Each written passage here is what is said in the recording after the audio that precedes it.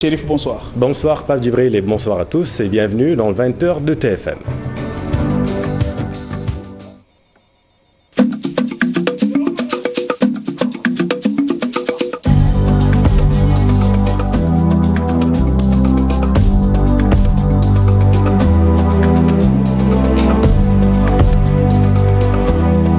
Dans l'actualité de ce mercredi, affrontement en mer entre pêcheurs chinois et pêcheurs sénégalais. Un pêcheur de Bourg s'en sort avec de graves blessures. L'homme est hospitalisé actuellement à Banjul. La bagarre a eu lieu lundi dernier à la frontière des eaux territoriales sénégalaises et gambiennes. On vous explique tout dans ce journal. 14 personnes interpellées par la gendarmerie nationale à Rufisque. Ces individus se préparaient à rejoindre clandestinement l'Espagne par voie maritime. Il s'agit de 13 Sénégalais et un Malien. Chacun avait remis entre 250 et 300 000 francs CFA à deux passeurs, dont l'un a été lui aussi arrêté. Les détails dans cette édition. Grogne des habitants de la cité comico-terme sud de Ouakam. Selon le collectif des habitants, des officiers de l'armée qui réclament les terres auraient instruit la coopérative militaire de la construction qui a porté l'affaire devant la justice.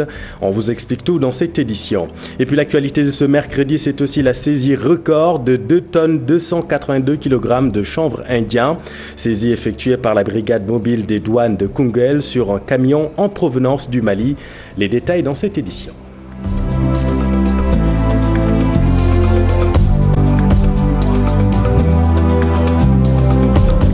Altercation entre pêcheurs sénégalais et pêcheurs chinois en mer. Les faits se sont déroulés lundi dernier. Le capitaine de la pirogue originaire de Mbour est grièvement blessé. Il est hospitalisé actuellement dans un hôpital à Banjul. Les pêcheurs sénégalais et gambiens disent identifier un bateau nommé Soleil 7. Ils dénoncent par ailleurs l'octroi des licences à des bateaux étrangers. Voyons tout cela avec Abdourahmane Diallo et Mamadou Gueye. Altercation entre pêcheurs sénégalais et pêcheurs chinois en pleine mer. On était en train de faire nos activités tranquillement. Le bateau a fait exprès et s'est accroché à nos filets. On leur a demandé de libérer nos filets. Ils n'ont pas voulu. Mais ils avaient des armes blanches à bord. Donc on a insisté et ils ont commencé à jeter des produits. Lors de cette altercation, un Sénégalais a été gravement blessé. Le capitaine de la pirogue se trouve présentement dans un hôpital en Gambie. On est venu leur supplier pour leur demander de nous excuser et de laisser nos filets. En ce moment-là, le capitaine avait déjà enlevé ses habits. Il était là en train d'observer. C'est par la suite qu'ils ont pris un seau, ils ont mis de l'acide et du gasoil avec le feu. Ils l'ont jeté et il est atteint. La pirogue aussi a commencé à prendre feu. Il y a l'un d'entre nous qui a maîtrisé le feu et le capitaine est gravement blessé. Les pêcheurs sénégalais et gambiens interpellent les autorités des deux pays. Ils estiment qu'au-delà du péage des ressources maritimes, les bateaux étrangers ont entamé une chasse à l'homme. Et si les autorités ne réagissent pas, le pire risque de se produire. Merci Abdourahmane. Et puis la section de recherche de la gendarmerie a procédé à l'arrestation ce mardi de 14 individus qui se préparaient à rejoindre clandestinement l'Espagne par voie maritime dans une embarcation de fortune. Exploitant un renseignement faisant état de la présence d'un groupe de personnes logeant dans une maison en construction à la cité Taco à Rufisque, la section a mis en branle un plan de surveillance qui aboutira au bout de 3 jours d'intenses observations et de filatures à l'interpellation des individus, des 14 personnes. Et puis allons maintenant à Kaolack où la douane annonce une importante saisie de poulets de chair. La valeur est estimée à 1 million de francs CFA, une saisie qui intervient à quelques jours du Magal. La douane renforce les contrôles dans la zone. Ibrahima Diamé et Faligaï. Importées de qualité douteuse, les caisses sont là exposées dans les locaux de la brigade mobile des douanes de Kaolack. C'est la suite d'un renseignement que les douaniers se sont déployés sur le terrain pour effectuer cette saisie. Effectivement, nous avons reçu 7 colis de cartons de poulet. Au total, ça nous fait 35 cartons. Dans chaque carton, il y a 10 pièces de poulet entier. Actuellement, avec cette forte pluviométrie qui connaît pratiquement l'ensemble du pays, il y a des personnes très véreuses, d'autant plus que les conditions de conservation ne respectent aucune règle de salubrité publique, d'où un problème de santé publique aussi. La valeur marchande du produit est évaluée à environ 1 million de francs CFA, ce qui, aux yeux des soldats de l'économie, constitue une forte menace de la filière avicole locale. Il y a des personnes très véreuses qui profitent de cette circonstance assez difficile pour pouvoir importer de manière frauduleuse, pour attaquer, on peut dire, la filière avicole, qui est une des secteurs les plus importants de l'économie sénégalaise. La saisie a été effectuée à quelques semaines de la tenue des événements religieux tels que le Magal et le Gamou. Les douaniers ne comptent donc laisser aucune chance aux commerçants véreux qui profiteraient de ces occasions pour tenter d'introduire et de commercialiser de la marchandise prohibée à cette occasion. Merci Ibrahima. Et puis la brigade mobile des douanes de Koungheul, subdivision de Kaffrine, région douanière du centre, vient également de faire une saisie record de 2 tonnes, 282 kg de chanvre indien. Cette saisie a été effectuée hier mardi à 19h sur un camion en provenance du Mali. Le produit prohibé a été conditionné en 1141 sachets de 2 kg chacun, dissimulés dans des sacs bien arrangés dans une cachette aménagée dans le dit véhicule. Et puis l'administrateur de la page Luttons contre l'indiscipline s'explique sur la récente publication qui lui a valu une convocation, vous le savez, à la police. Didier Malik promet de poursuivre le combat citoyen. Selon lui, nous l'écoutons avec Maimouna Ndiaye et Diafar Abba. Sur beaucoup de plans. Donc ils nous utilisent beaucoup pour certains actes qu'ils voient sur la page. Donc nous ne sommes pas là pour, encore une fois, les dénigrer ou dénigrer une personne. Et si vous voyez l'image sur la page, le visage de la personne en question a été flouté et masqué. Donc ce n'était pas la personne que nous dénoncions, ni l'institution, mais l'acte. Bon, la corruption, c'est quelque chose qui fait partie de ce que nous dénonçons. Mais nous allons, si nous voyons des actes de corruption et de ces choses de ce genre, nous allons dénoncer. Bon, moi, personnellement, je pense que ce n'est pas normal. Je pense que ce n'est pas normal parce que, la police aussi fait son travail, mais sur un autre plan, je pense qu'il devrait peut-être poser des questions et puis ne pas confisquer mon téléphone et puis ne pas me faire revenir plusieurs fois. Parce que moi aussi, j'ai une vie à mener, j'ai des choses à faire, j'ai un travail. Donc à chaque fois que je me déplace, ce n'est pas seulement moi, mais il y a des gens qui se déplacent avec moi. Et on fatigue ces gens. Et puis nécrologie, l'armée sénégalaise est en deuil. Le colonel Falouad, qui a longtemps dirigé la musique principale des forces armées sénégalaises, est décédé ce mercredi à Dakar à l'âge de 74 ans. Le défunt officier militaire a été formé à l'ombre du lieutenant-colonel Jean Evignon, premier chef de la musique principale des forces armées de 1966 à 1978 ans. Cela fait plus de 3 décennies qu'ils habitent à la cité Comico Terme Sud, mais aujourd'hui ils sont menacés d'expulsion par des officiers de l'armée. Selon le collectif des habitats, ces officiers qui réclament les terres ont instruit la coopérative militaire de la construction qui a porté l'affaire devant la justice. Voyons tout cela avec Aminata Mbarisso et Thierno Laurent Mendy. C'est un contentieux qui date de plusieurs années, 12 ans déjà, un litige foncier entre la Comico et des résidents de la cité Terme Sud. Nous sommes des militaires, parfois même de carrière. Certains d'entre nous sont encore en activité, d'autres sont à la retraite. Nous habitons dans les locaux, dans ces bâtiments-là, pour certains depuis plus de 40 ans. D'autres depuis plus de 30 ans. Regroupés autour d'un collectif, ces habitants, la plupart des militaires, accusent des gradés de l'armée. Il se trouve maintenant que derrière, il y a des officiers qui ont instruit la coopérative militaire de construction, qui n'est rien d'autre qu'une coopérative comme toute autre coopérative, une coopérative qui n'est même pas régie par le ministère des Forces armées. Cette coopérative-là, qui déjà sur le terrain a été déjà servie de citer, c'est cette coopérative qui aujourd'hui a le culot de nous traîner en justice. L'arbitrage du chef de l'État est attendu. Nous interpellons le président de la République. Nous voulons qu'il fasse la même chose qu'il a fait pour nos parents habitant à la douane, météo, police, qu'il nous octroie nos papiers.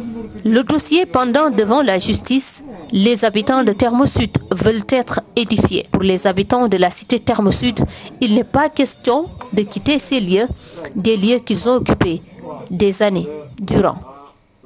Merci Aminata. Et puis un mot sur la situation épidémiologique du jour. Retenez qu'un décès et 36 positifs sont rapportés aujourd'hui. 23 personnes sont en réanimation. À Thiès, les associations de tailleurs réclament plus de 100 millions de dettes contractées par la mairie ville de Thiès et le conseil départemental. Ces travailleurs avaient confectionné des masques dans le cadre de la lutte contre le coronavirus. Ils ont tenu une conférence de presse à Thiès. Écoutons le porte-parole Abdoulaye Ngom avec notre équipe Cheikh Anta Diop et Seyla Tir. Un contrat de confection de plus de 250 000 masques avec la mairie ville de Thiès. Donc il y avait conclu pour un délai de paiement de 90 jours. Mais le délai passé jusqu'à maintenant, les fonds n'ont pas encore rentré dans nos caisses ou dans nos comptes banques. Voilà, nous sommes réunis aujourd'hui pour demander le règlement de cette dette. Parce que nous avons fourni des efforts vraiment à notre maximum. Donc, et qui fournit des efforts attend une satisfaction vraiment égale force.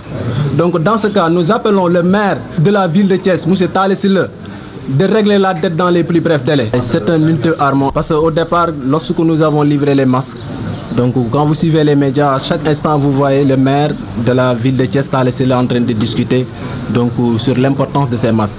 Donc dans ce cas, si nous faisons la même chose pour montrer au niveau national que le maire n'a pas encore payé, vraiment c'est un ultime arme pour nous de pouvoir recouvrer ces fonds. Aujourd'hui, nous lui donnons un délai de 3 jours. Quand il ne règle pas le montant de plus de 100 millions, donc dans 3 jours, il y aura une autre réaction beaucoup plus dense. Et puis le secteur touristique impacté négativement par la Covid avec une perte estimée à 350 milliards de francs CFA. Vous avez suivi les cris du cœur du patronat hier sur nos antennes. À Saint-Louis, les acteurs se prononcent et révèlent que le mal est plus profond dans la vieille ville. Des hôtels ont été même fermés là-bas dans l'île et dans la langue de Barbarie. Voyons tout cela avec Ousseynou Diop et Habib Seck. La Fédération des organisations patronales de l'industrie du tourisme du Sénégal a annoncé une perte sèche de 350 milliards de francs CFA depuis le début de la pandémie de la Covid-19. À Saint-Louis, les acteurs confirment et annoncent que le mal est plus profond. Grave que ça. Pour rebondir de cette crise, ça sera très difficile.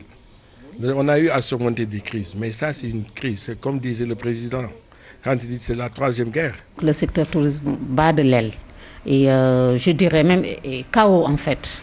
Donc, comme je l'ai dit tantôt, le secteur est un secteur qui est transversal, donc il étend ses tentacules vers tous les autres domaines. Donc, raison pour laquelle, si ça va mal, tous les autres secteurs sont impactés. Dans la ville, plusieurs réceptifs hôteliers sont fermés, selon les acteurs. Depuis mi-mai, jusqu'à présent, je n'ai pas un taux de 7%. Une catastrophe. Et mieux, il y a d'autres hôtels à Saint-Louis qui sont fermés. Complètement fermés à Saint-Louis. D'autres sur la langue de Barbarie, sur l'île. Dans l'île, il n'y a que maximum 4 hôtels ou bien 5 qui sont ouverts. Mais dans la langue de Barbarie, tous les hôtels sont fermés. Parce qu'ils ne peuvent pas. Ils ne peuvent pas reprendre les activités tout en sachant qu'il y a des charges fixes qui sont là, qui ne bougent pas et qui les attendent. Donc, après plusieurs mois de galère, le crédit hôtelier de 15 milliards de francs CFA, débloqué par l'État du Sénégal, a permis à la fédération d'assister 1300 entreprises du secteur. À Saint-Louis, les acteurs demandent de plus à l'État du Sénégal pour éviter le chaos. Budgétaire de 15 milliards que l'État le met à 100 milliards. Parce que devant nous, on ne sait pas, on espère. Mais non, la source de clientèle a des problèmes. Dans la ville tricentenaire, le tourisme est à l'agonie. Beaucoup de réceptifs sont actuellement fermés et le personnel mis en chômage. C'est Ousseynou. À Diourbel, l'agence de développement et d'encadrement des petites et moyennes entreprises ADPME vole au secours des entreprises impactées par le Covid. Un ballon d'oxygène qui va permettre aux chefs d'entreprise de relancer l'activité. Mais attention, les mauvais payeurs ne devront pas en profiter, avertit le gouverneur de Diourbel, Babacar Diouf Nongondiaye. Les activités des entreprises sénégalaises au lendemain de la pandémie à Covid-19 figurent parmi les priorités de l'Agence de développement et d'encadrement des petites et moyennes entreprises. Sur cette initiative que nous avons, de les aider à relancer leurs activités au sortir de cette période assez sombre de la pandémie de la Covid-19 et leur permettre de réellement créer encore de la richesse, mais surtout créer des emplois. Et nous avons quand même fait une petite discrimination pour que chaque région soit représentée. Donc on va sélectionner au moins 5 entreprises par région. Les entreprises mauvais payeurs et non respectueuses des lois et règlements doivent être exclues de la compétition. Une invite de l'adjoint au gouverneur, Babacar Moundorngop. Au niveau des critères, je leur ai dit aussi de travailler avec l'ensemble des structures de l'État, notamment ceux qui font des financements de projets, revolving, parce qu'on le sait, que ce soit l'ADER, l'ANPEJ, le PADES, à travers beaucoup de programmes, l'État appuie financièrement des structures. Et il y en a, c'est des mauvais payeurs. Donc ce serait contradictoire que des gens qui doivent de l'argent à des structures de l'État, qui refusent de payer, soient par hasard sélectionnés comme des lauréats. À Diourbel, les entreprises sont invitées à se rapprocher de la Chambre de commerce pour remplir les formalités et participer à la compétition. À Tambacounda, les agents de sécurité de proximité donnent de leur sang pour sauver des vies. Un geste salutaire qui intervient dans un contexte où les banques de sang étaient presque vides. Vous le savez, le phénomène est accentué par la pandémie. Depuis le début de la crise, les donneurs se sont fait rares à Tambacounda. Moussa Omar Gueye et Amadou Djedjo. À l'hôpital régional de Tambacounda s'impatiente à cause du déficit du liquide rouge à la banque de sang. Du moins, c'est l'avis d'un comptable matière magasinier à l'hôpital régional. On appelait l'hôpital pour donner du sang. Parce que c'est la raison pour laquelle nous sommes venus ici pour superviser, en même temps prendre le sang. Parce qu'il y en a beaucoup de malades qui sont à l'hôpital et qui n'ont pas encore subi des opérations par manque de sang. À chaque fois qu'on va à la banque de sang, on va tester le sang. Si le sang est bon, on donne ça au patient.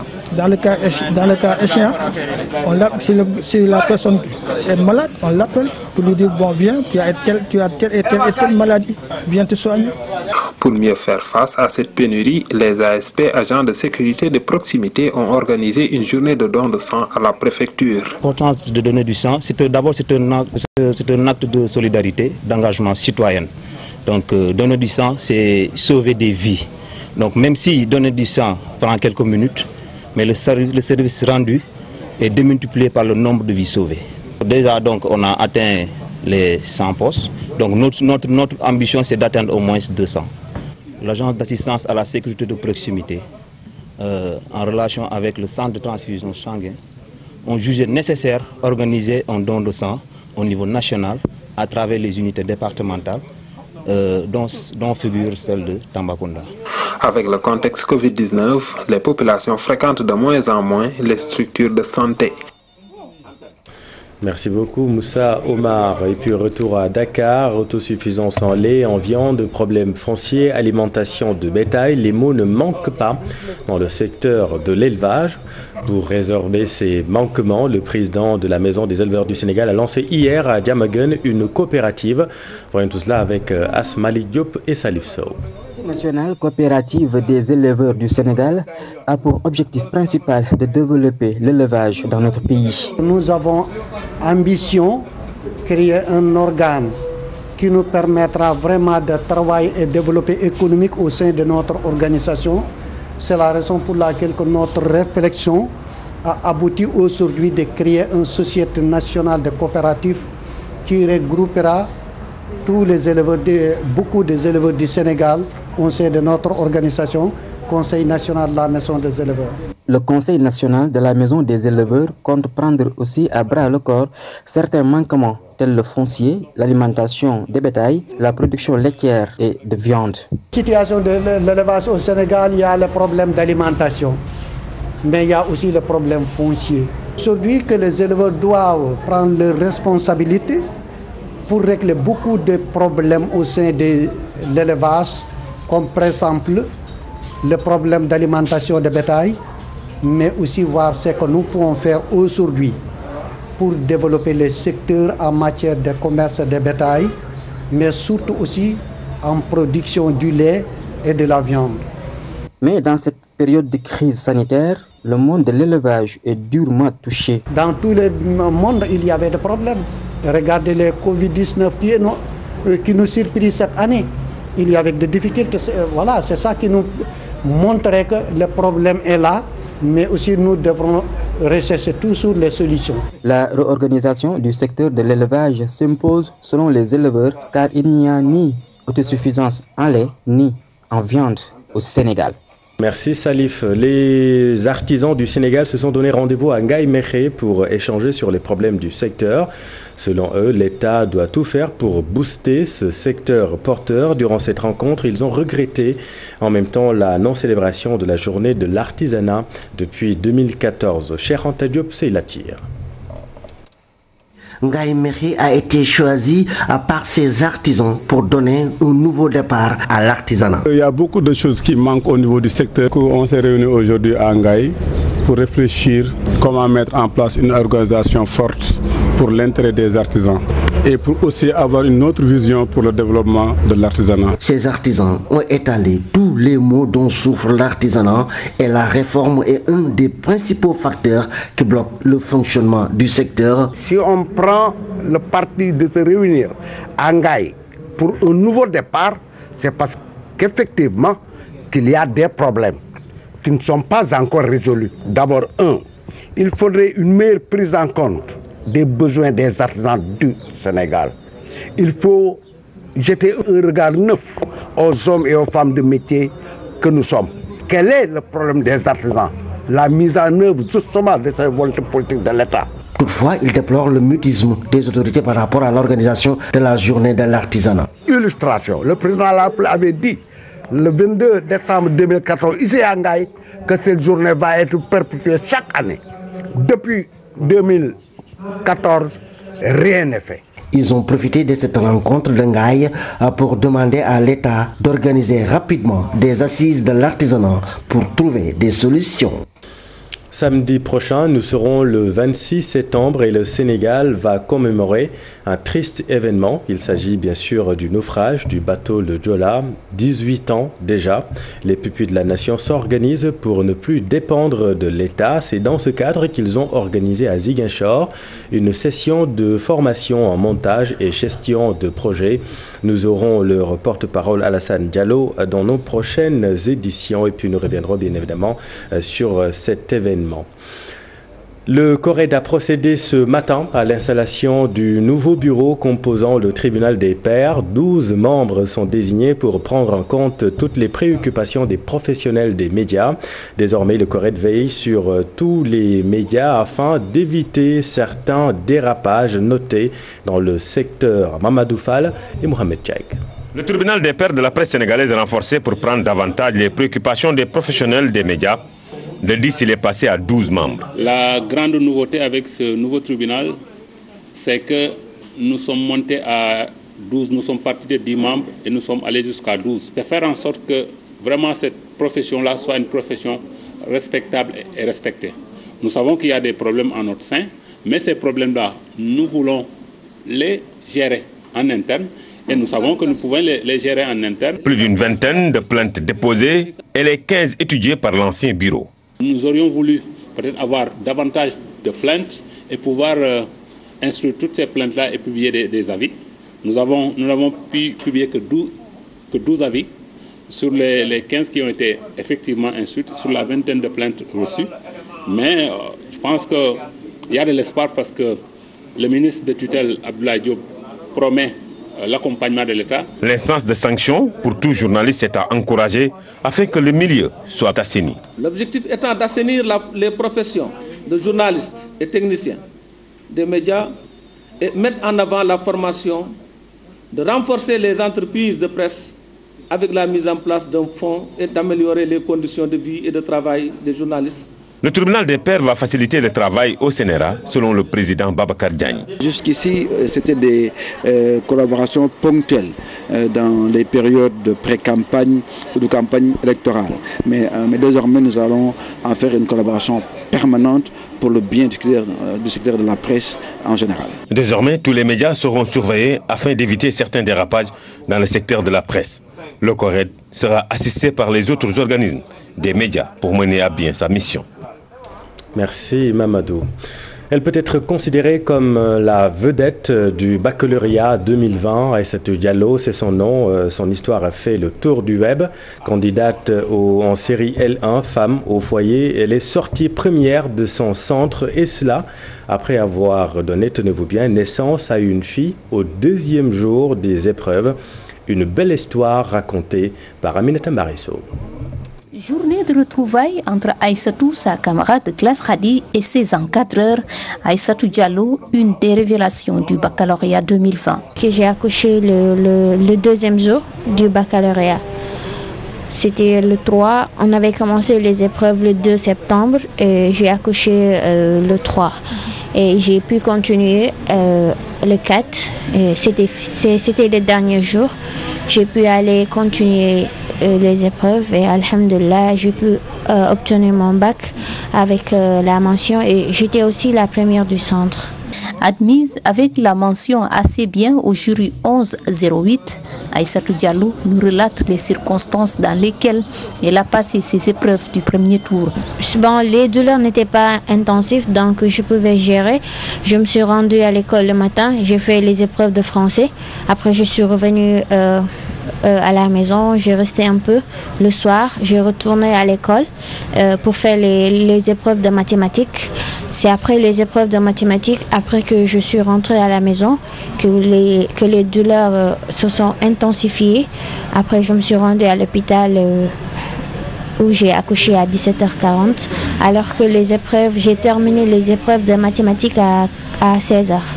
Nouvelle maman au deuxième jour du baccalauréat, Aïssatou a tenu à poursuivre l'examen jusqu'à la fin. Et, le lendemain, c'était le vendredi, après la consultation de la sage-femme, elle m'a demandé si je pouvais tenir, c'est-à-dire si je n'avais pas de douleur, par exemple. J'ai dit non, je me sens bien. Après, elle m'a dit que je pouvais aller continuer. Elle m'a prescrit un certificat d'accouchement parce que j'étais un peu en retard pour que je montre ça au président de jury. Arrivé à l'école, j'ai montré ça au président du jury. Il m'a accordé 15 minutes de plus parce que je n'avais accusé que 15 minutes de retard. Elle y arrivera et se retrouve première de son centre. Son professeur d'histoire et de géographie n'est point surpris. Quand on est retourné le 25 juin, elle était dans un état de grossesse un peu avancé. Tous les professeurs qui enseignaient dans cette classe ont fait preuve donc de compréhension. Mais malgré cette grossesse avancée, elle était toujours régulière, très engagée, au point que moi-même j'avais pitié d'elle. J'avais pris le baccalauréat comme un devoir que j'allais faire à l'école, en classe comme d'habitude, parce que je me suis dit que vu mon état, je dois pas mettre la pression sur moi, ça peut jouer sur ma santé. Aïssatou Diallo, un exemple, une source de motivation pour toutes ces filles élèves et femmes au foyer. Quelle histoire. Félicitations Aïssatou et longue vie au bébé. Merci beaucoup Aminata. L'actualité internationale, c'est tour à tour le 75e anniversaire de l'Organisation des Nations Unies avec l'Afrique qui veut être mieux représentée au sein du Conseil de sécurité. Pascal Affi-N'Guessan, le président du Front populaire ivoirien, qui rejoint la coalition et l'appel à la désobéissance civile. Le championnat du monde de cyclisme en Afrique prévu en 2025. Mais d'abord, le Cameroun où les forces de l'ordre ont utilisé des gaz lacrymogènes et des canons à eau pour interrompre une marche pacifique à Douala. Daniel Diouf. Une centaine de manifestants dispersés par la police à Douala au Cameroun. Les forces de l'ordre ont utilisé des gaz lacrymogènes et des canons à eau pour interrompre la manifestation. Plusieurs partis, dont celui du leader de l'opposition Maurice Kamto, avaient appelé à des marches pacifiques pour réclamer la fin des effusions de sang dans les régions anglophones du pays. Les manifestants veulent un cessez-le-feu et des négociations pour mettre fin à ce conflit qui a fait plus de 3000 victimes. Les protestataires qui exigent la réforme du système électoral et le départ du président Paul Biya au pouvoir depuis 40 ans. En Côte d'Ivoire, Pascal Affi-N'Guessan, le président du Front populaire ivoirien, l'un des 4 candidats à la présidentielle d'octobre prochain, rejoint la coalition et l'appel à la désobéissance civile du candidat Henri Konan Bédié. Il l'a fait savoir au détour d'une conférence de presse tenue ce mardi au siège du parti à Abidjan. Pascal Affinguessan enjoint les militants du FPI à se tenir prêts à la mobilisation. Le patron du FPI dénonce la candidature d'Alassane Ouattara à un 3e mandat et exige les réformes du Conseil constitutionnel et de la commission électorale indépendante avant le premier tour du scrutin. Dans le cas contraire, il retirera sa candidature. L'Afrique qui veut être mieux représentée au sein du Conseil de sécurité des Nations Unies, c'est ce qu'a plaidé le président sud-africain Cyril Ramaphosa à l'occasion du 75e anniversaire de l'organisation.